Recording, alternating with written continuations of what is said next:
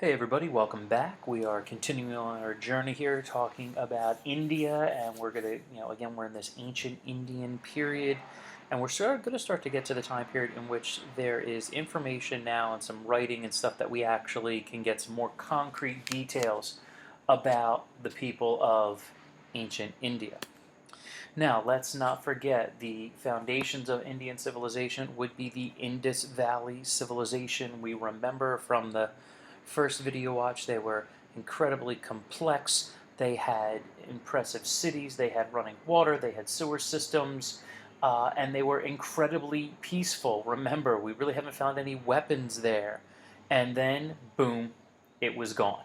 Now, there's a variety of different explanations for that. Today, we're going to talk about a false one. We'll get to it. But nonetheless, they were gone. Now, let's not forget these people were also known or have become to be called Dravidian, and they are still around. If you go into southern India, you'll have people like these children here in southern India who are the Dravidians. They are the ones who are the ancestors, if you will, of the people from 5,000 plus years ago. Okay, they just migrated into a new area. Now, modern historians traditionally had explained that the Indus Valley civilization fell when they were invaded by yet another one of those groups of Indo-Europeans. Now, we've talked about them already, but this particular group was known as the Aryans. And according to traditional history, the Indo-Aryan migration, if you will, as you see by the arrow there, began in 1750 BCE, and they came in through modern-day Pakistan and would occupy Pakistan and India. However, here's the problem with this. There's no actual evidence of that ever even happening. We don't see evidence of long-term military incursion. We don't see cities that were damaged by it. And in fact, the Aryans themselves really didn't write about it either. So how do you get something that is believed by a bunch of people when inherently there really isn't any evidence about it? Well, we have one person to blame for that. It's Hitler. Hitler, when writing Mein Kampf, was trying to figure out a way in which he could legitimize the Aryans and the Aryan race, if you will. And he concocted this story that went all the way back to Atlantis. Now, you should know a little bit about the Atlantis myth already. If not, feel free to look it up. But what Hitler basically said, and many people in his time believed in Atlantis, said that when Atlantis fell, that there were survivors. And these survivors eventually migrated to Central Asia. And they were the people that were conquering everybody, these Indo-Europeans. And the Aryan group, according to Hitler, first went into India and then later on migrated into northern Germany. Now, there is no evidence of blonde-haired, blue-eyed people that did that, but who really checks up on archaeology, especially back in the 20s and the 30s? And in the end, he got people to believe it. And he got people to believe it so much that even your mainstream guys felt that this Indo-European invasion actually did occur. But the fact of the matter is that it didn't. And once again, we see an example of how history can be co-opted by different groups of people. So what really happened? Well, this is what we do know. From 1750 to 1500 BCE, the Indo-Europeans, these Aryans, are real people. That's what they called themselves. They migrated into the area, and they're probably from the Caucasus Mountain region in southern Central Asia. They were pastoralists. Cows were very important to them, and that's why eventually many people know that cows are held to be sacred. And really, that was the basis of wealth of this particular group of people. It was also the basis of their diet. So it would make sense that cows became sacred here. But here's the deal. When they moved into the area, we said that the Dravidians were very peaceful, and these people would fight, and they had horses. And when you have horses and the other group does not have horses, you win. If we look at the picture here, let's follow the mouse. Look at the guy on the bottom. He is being trampled by the horse and the chariot. And it is believed the Aryans had that. Add in metal weapons. against a civilization that did not have it. Now, again, there's no evidence of actual prolonged battles, but if the Dravidians were thinking about rising up, they would really not be able to, in complete honesty, because they didn't have the horses and they didn't have the weapons. But the most important thing about the Aryans in this early group, there's going to be some major things in Indian society that we will talk about moving forward that the Aryans established for us. And undoubtedly, the first one is writing. It is Sanskrit. That is a language that we can read. Remember, the Dravidians and the Indus Valley Civilization had a language. We don't know what it is. We can't read it. But nonetheless, they had it. And we have some of the world's oldest writings, and in particular, the Vedas. If you go here, here are the Vedas, and what these are the world's oldest religious writings. Some of the Vedas would later help to form the basis of Hinduism, but not necessarily all of them. And we'll be talking about them separately a little bit later.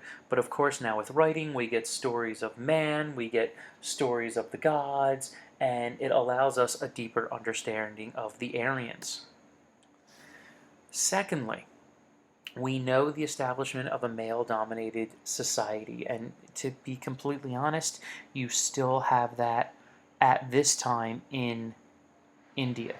Okay, you have the women with not a lot of rights, and especially back then, it was absolutely crucial for women to be really subservient. And we know this by one of the oldest books, if you will, of ancient India is the Laws of Manu. Now, the Laws of Manu talk about specific behaviors and morals and gender relationships, but the key thing that you had here is that women must be subservient. And that was really focused, if you will, on the practice of suti. The idea of suti was simply this, that when particularly an upper class woman, when her husband died, she was expected to throw herself on the funeral pyre. It was customary in ancient India that upper class bodies, would be burned, and the wife was expected to do it. It didn't matter how young she was, it didn't matter if she had children. She needed to sacrifice her life to be with her husband. And if she did not, she was cast out. I don't know if you can get any more oppressive than that. I mean, we'll talk about Chinese foot binding and things along that line. But this is what was established in India and established, 3,500 years ago. And so when you look at India today, which we'll talk about issues for women and equal rights, a lot of it goes back to this particular time period. And it's something that we're really going to look at moving forward. The other thing about the Aryan societies is that we have no empires, okay? The only reason they get an empire is when Alexander the Great shows up, and we'll talk about that much later. Basically, you really had a city-state set up. Most areas were controlled by a local king called a Raja, and really what will change is that over time, about 400 or 500 years, they go from being nomads and pastoralists to agriculturalists, and as a result, the city-states rise up. And just like we talked about in the Middle East, if you have a city-state, guess what? They fight. And so those horses and bronze weaponry and eventually iron and steel will be very important. But the other long-lasting thing that we get here, and the last thing we're going to talk about today, is the fact of the matter is that the Aryans really didn't want to intermingle with the Dravidians. They didn't necessarily oppress them, but they did not want to intermarry or, in many cases, even interact with them. And as a result, what gets created from that is the caste system. Yes, the caste system, and many of you have heard about this before, and we'll talk about Hinduism's impact on this, but it was really simple. The original purpose of the caste system was to separate the Aryans and the Dravidians and the basic fundamental levels of society. If you see on the chart here, you had 4 basic levels: Brahmins, Kshatriyas, Vaisas, and Shudras. The top 3 were Aryans. Priest at the top, so you know religion's important, warriors, and then pretty much everybody else. The non-Aryans were farm workers, servants, and laborers. Now, this would evolve in the future, and then we'll talk about untouchables. But what it really became is that starting around 3,500 years ago, you had this very strict stratified society, and that there is no such thing as social movement. And we'll talk about that as a major problem in India and a major problem in India today. India is a nation with over 1 billion people and has one of the highest levels of poverty in the world.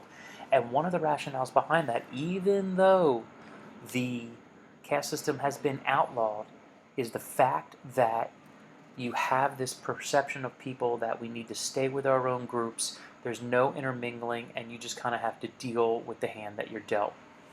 But what the Aryans do here is a lot of the fundamental aspects of Indian society that would last from about 1500 BCE until almost the present day are all established a long, long time ago. All right, and this is something we're going to be continuing to build off of as we move forward. All right, so make sure you kind of compare and take some notes on this, and we'll be talking about it tomorrow.